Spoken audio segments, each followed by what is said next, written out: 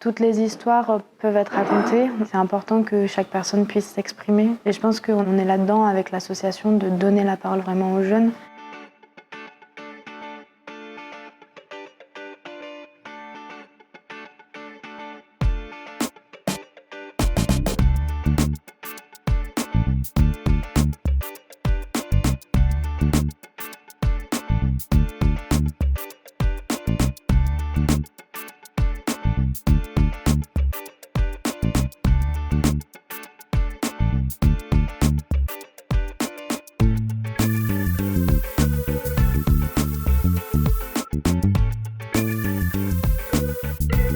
Alors aujourd'hui, c'est l'Assemblée générale de l'association. Donc on invite tous les jeunes, les locaux, tous les adhérents de l'association.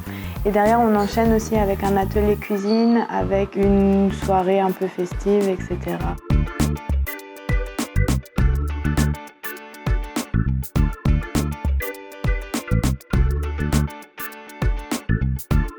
Les nouveaux jeunes, ça veut dire les nouveaux jeunes en arpitan, c'est le patois local des Monts du Lyonnais. Et c'était une référence au fait que donc c'est des jeunes qui viennent d'arriver sur le territoire et ils sont en train de s'installer dans les Monts du Lyonnais. Les Monts du Lyonnais, c'est un territoire rural avec des petits villages en moyenne sur ce territoire. C'est 1000 habitants par village avec plus ou moins de commerces locaux, avec plus ou moins de transports en commun. Voilà, on est vraiment sur un profil type de ruralité. Le Noyon, c'est une association qui souhaite créer des espaces de rencontre, d'échange et de création entre des jeunes étrangers isolés qui arrivent sur les territoires et qui s'installent et les locaux qui vivent depuis plus ou moins longtemps dans les villages.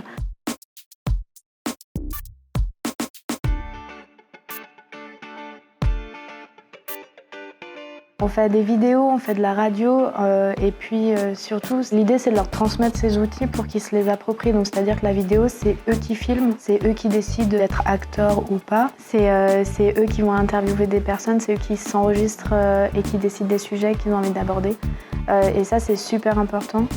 C'est pas à moi de parler à leur place et du coup ça permet aussi de se rappeler qu'on est sur des singularités. On est vraiment sur des histoires où ils ont chacun leur parcours, ils ont chacun leur façon d'avoir vécu cette expérience. Il y a plein d'histoires différentes, il y a plein de profils différents. Nous, on est vraiment avec des jeunes étrangers isolés. La particularité, du coup, c'est qu'ils sont partis enfants de leur pays et ils sont partis seuls, sans famille. Donc, en fait, quand ils arrivent en France, il y a vraiment tout à construire. C'est là où les histoires sont très riches. Enfin, ils ont 15-16 ans, ils ont déjà vécu tellement de choses. Et donc, le gros enjeu, c'est de s'installer sur un territoire. Donc, c'est d'aller à l'école. Il y en a beaucoup qui viennent pour aller à l'école, pour apprendre un métier et derrière aider la famille qui est restée au pays. La protection de l'enfance les protège jusqu'à 18 ans, voire 21 ans. Mais derrière, il n'y a plus personne, il n'y a plus d'éduc référents, etc., d'éducateurs, éducatrices. L'idée, c'est que l'association, elle reste là pour les soutenir parce qu'à 21 ans, à 18 ans, 21 ans, on n'est pas encore autonome dans sa vie d'adulte. On a encore besoin de beaucoup de soutien. Moi, la première, quand j'avais 18 ans, j'ai beaucoup été aidée par mes parents.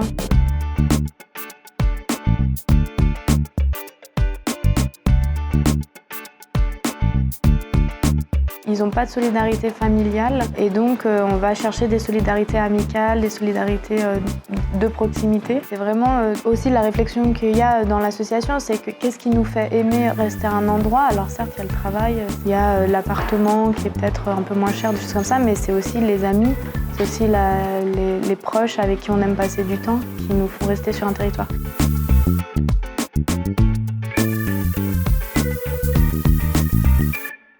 Moi, je me suis formée en relations internationales et avec une spécialisation sur les enjeux de migration. Donc déjà, j'avais beaucoup de sensibilisation sur ces questions-là, beaucoup de connaissances. Et la façon dont les médias traitaient le sujet, je voyais bien qu'il y avait un décalage avec la réalité. Mais plus concrètement, donc je suis partie travailler en Grèce dans une association de soutien aux réfugiés, et notamment au sein d'une école qui faisait des cours pour des jeunes étrangers isolés. Je me suis retrouvée dans une sorte de petite contradiction avec des jeunes qui me demandaient des conseils pour s'installer en Grèce, à Athènes. Est-ce qu'ils pouvaient travailler? Est-ce qu'il y avait des assos pour les aider sur telle ou telle chose? Et je n'étais pas capable de leur répondre parce que j'étais moi-même en train de m'installer dans la ville. Et donc du coup, je me suis dit, si vraiment on veut soutenir des personnes qui viennent d'arriver dans un endroit, il faut qu'on maîtrise le territoire. Et je me suis dit, le seul territoire que je maîtrise, c'est celui où j'ai grandi, les Monts du Lyonnais. Donc je suis rentrée. Je savais qu'il y avait un centre d'accueil et donc l'idée est partie un peu de là.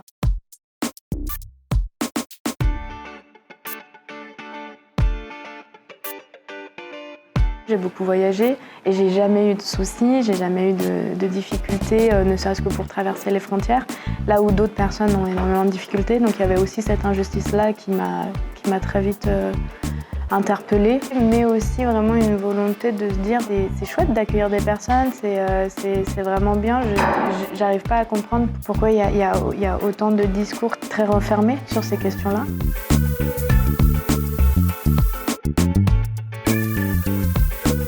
Ce qui m'a mis en mouvement, je pense, c'est le militantisme. C'est l'idée de dénoncer, certes, mais du coup derrière d'essayer de proposer quelque chose pour améliorer la situation.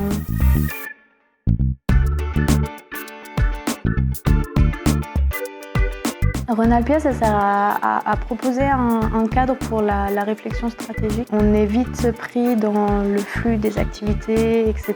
Et là, ça nous permet de prendre une journée, un temps de se reculer, de réfléchir et de voir où on va, qu'est-ce qu'on va faire.